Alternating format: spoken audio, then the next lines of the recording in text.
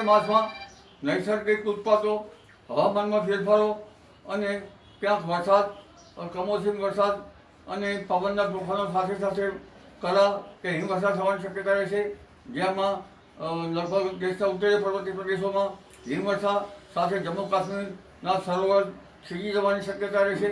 આ ઉપરાંત લગભગ રાજસ્થાનના ભાગોમાં પણ ઠંડી પડવાની શક્યતા રહેશે, જેની અસર છે ગુજરાત સુધી થવાની શક્યતા રહેશે.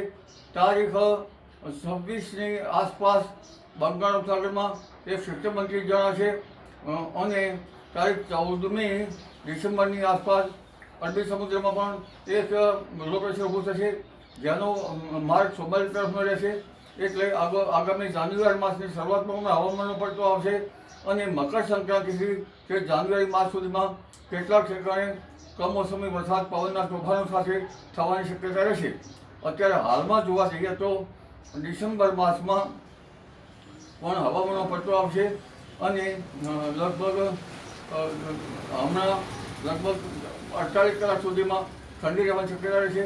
પરંતુ તારીખ 17મી ડિસેમ્બરથી ન્યૂનતમ તાપમાનમાં થોડો વધારો થશે. લગભગ ન્યૂનતમ તાપમાન ઉત્તર ગુજરાતના ભાગોમાં લગભગ 15 ડિગ્રીની આસપાસ રહેવાની શક્યતા રહેશે. પંચમહાલના ભાગોમાં પણ એટલું રહેવાની શક્યતા રહેશે. આ ઉપરાંત લગભગ પશ્ચિમ સૌરાષ્ટ્રના ભાગોમાં ન્યૂનતમ તાપમાન 18 થી 20 ડિગ્રી સેલ્સિયસ અને વલસાડના ભાગમાં, દક્ષિણ ગુજરાતના ભાગમાં 18 થી 20 ડિગ્રી સેલ્સિયસ ન્યૂનતમ તાપમાન રહેવાની શક્યતા રહેશે. વધારે તાપમાન, ઊંચું તાપમાન જોવા જઈએ તો લગભગ ઘણા ભાગોમાં, સૌરાષ્ટ્રના ઘણા ભાગોમાં લગભગ 28-26 ડિગ્રી સેલ્સિયસ રહેવાની શક્યતા રહેશે. રાજકોટના ભાગમાં પણ લગભગ 26-28 ડિગ્રી આસપાસ રહેવાની શક્યતા રહેશે. જૂનાગઢના ભાગોમાં પણ લગભગ 27-28 આસપાસ રહેવાની શક્યતા રહેશે.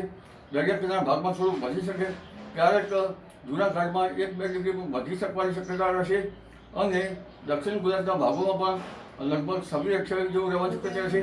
ક્યારેક 1-2 ડિગ્રી ક્યારેક વધી શકે અને મધ્ય ગુજરાતના ભાગમાં ભૌગોલિક પરિસ્થિતિ અનુસાર ક્યારેક 28 ડિગ્રી સેલ્સિયસ આસપાસ રહેવાની શક્યતા છે, પણ પછી તો ક્યારેક વધી શકે. એટલે હમણાં લગભગ ઉત્તર ગુજરાત, મધ્ય ગુજરાત, પૂર્વ ગુજરાતના ભાગોમાં પણ લઘુત્તમ તાપમાનમાં વધારો થવાની શક્યતા રહેશે અને મહત્તમ તાપમાન કોઈ ભાગમાં વધવાની શક્યતા રહેશે. અને તારીખ 16 થી 22માં લગભગ ગુજરાતના કેટલાક ભાગમાં વાદળો આવશે અને કેટલાક ભાગમાં વરસાદ થવાની શક્યતા રહેશે. પણ મકર સંક્રાંતિ પછી હવામાનનો ભારે પડતો હોવાની શક્યતા રહેશે.